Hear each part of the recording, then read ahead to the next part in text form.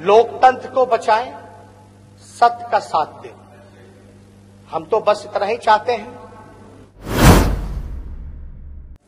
कि लोकतंत्र का जो लोग दुहाई हमेशा देते हैं आ रहे हैं, मुझे लगता है कि अपने घरों से सीखना चाहिए ऐसे लोगों को। नमस्कार, इन खबर में आपका स्वागत है। बिहार विधानसभा में आज पहला मुकाबला हुआ। एक तरफ एनडीए था और दूसरी तरफ महागठबंधन। एनडीए की तरफ से विजय कुमार सिन्हा स्पीकर के उम्मीदवार थे और महागठबंधन की तरफ से अवध बिहारी चौधरी। मुकाबला बहुत कांटे का रहा, लेकिन एनडीए अपनी जगह पे इंटैक्ट रहा। 125 एनडीए के विधायक और एक निर्दलीय 126 वोट मिले विजय कुमार सिन्हा को, और उधर महागठबंधन के प्रत्याशी अवध बिहारी चौधरी को 114, यानी कि 110 महागठबंधन वाले और कुछ एआईएम और जो एक दो छिटपुट हैं उनके वोट मिले। 3 सदस्यों ने भाग नहीं लिया, 240 सदस्यों ने भाग लिया। जब बारी आई बोलने की तो तेजस्वी यादव ने अंदर की भड़ास निकाली कि किस तरीके से लोकतंत्र का गला घोटा जा रहा है। मैंडेट कुछ और था, चुनाव आयोग का फैसला कुछ और आया, आज कुछ और होना था, हुआ कुछ और। बीच में पुट ये था कि कहीं ना कहीं गड़बड़ किया जा रहा है, दबाया जा रहा है। सुनिए उन्होंने क्या कहा। संविधान की संरक्षण करें, लोकतंत्र को बचाएं, सत्य का साथ दें। हम तो बस इतना ही चाहते हैं और ये होना भी चाहिए। हम क्या, यहां बैठे हुए जितने सदस्य हैं, किसी को संविधान से दिक्कत नहीं होनी चाहिए, लोकतंत्र से दिक्कत नहीं होनी चाहिए। पता नहीं ये आवाजें क्यों उठ रही हैं। तो हम लोग कोई गलत बात तो नहीं कर, हम तो यही कह रहे हैं कि संविधान की रक्षा करो, हम तो यही कह रहे हैं लोकतंत्र की रक्षा करो। और हम उस जिले से आते हैं जो लोकतंत्र की जननी है, वैशाली है। लेकिन आज जो हम सब लोगों के सामने जो चुनौती है, इससे हम लोग इनकार नहीं कर सकते। सत्य को कितना भी दबाया जाए, छुपाया जाए, लेकिन देर सवेर वो सामने निकल के आता ही है। लेकिन हम सब लोग मर्यादा में रहने वाले लोग हैं, मर्यादा का उल्लंघन नहीं करते। लेकिन अब आप आसन पे विराजमान हैं, आप संरक्षक हैं। अब हम कृपया शांति बनाए रखें, सुना बात। अब आप आसन पे हैं, अब मेरा भी संरक्षक आप ही को करना पड़ेगा।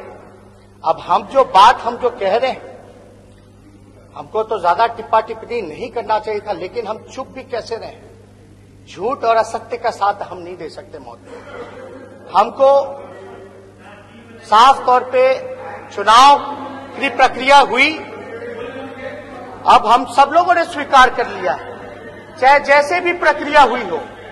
हम सब लोगों ने जनादेश को स्वीकार किया हो, चाहे जैसे भी जनता ने अपना जनादेश दिया, चुनाव आयोग ने अपना नतीजा सुनाया, हम सब लोगों ने स्वीकार किया।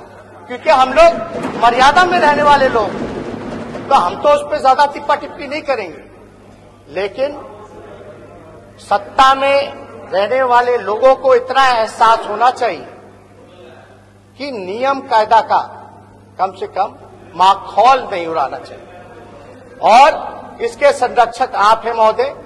हम सब लोग पूरे विपक्ष के तरफ से, अपने राघोपुर के तरफ से हम आपको ढेर शुभकामनाएं देते हैं और उम्मीद करते हैं कि आप जो है संविधान, लोकतंत्र, हमारी जो विधानसभा की नियमावली है, जो देश का संविधान है, उसकी आप रक्षा करेंगे। बहुत धन्यवाद। जय बिहार, जय हिंद। धन्यवाद।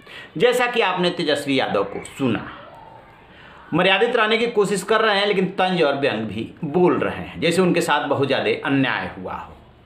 इसी बीच वीआईपी वाले मुकेश सहनी की जब बोलने की बारी आई, वो भी मंत्री बनाए गए। खुद तो चुनाव हार गए थे, लेकिन उनके 4 विधायक चुनाव जीत करके पहुंचे हुए हैं, तो वो भी जो है तंज और व्यंग कसने से नहीं माने। उन्होंने तेजस्वी यादव को भी और लालू यादव को भी 2 ही सेंटेंस में करारा जवाब दिया। सुनिए उनको। बहुत बहुत धन्यवाद अध्यक्ष महोदय, आपको अध्यक्ष चुनने के लिए तहे दिल से मैं धन्यवाद कि आपने अध्यक्ष बना है। और मुझे लगता है कि लोकतंत्र का जो लोग दुहाई हमेशा देते हैं आ रहे हैं, मुझे लगता है कि अपने घरों से सीखना चाहिए ऐसे लोगों को, और जेल से किसी को फोन नहीं किया जाता। जो अगर लोकतंत्र का जो सम्मान करेगा वह जेल से फोन कभी नहीं कर सकते हैं। इसलिए मैं तहे दिल से आपको धन्यवाद देता हूं। तो जैसा कि आपने मुकेश सहनी को सुना, वो कह रहे हैं कि लोकतंत्र की दुहाई देने वाले और जेल से फ़ोन कर रहे हैं कि जो है तुम बागी हो जाओ। ये कौन से लोकतंत्र के रक्षक हैं? यानी कि मुकेश सहनी के अंदर भी आरजेडी, तेजस्वी यादव और लालू यादव को लेकर के जो गुब्बार भरा हुआ है वो उन्होंने निकाल दिया। आपको बता दें कि मुकेश सहनी चुनाव पहले तक आरजेडी के साथ और महागठबंधन के साथ ही थे, लेकिन सीटों के तालमेल को लेकर के बात नहीं बनी तो प्रेस कॉन्फ्रेंस में ही वो बगावत करके अलग हो गए थे और बाद में बीजेपी ने उनको गले लगा लिया और 11 सीटें उनको दे दी।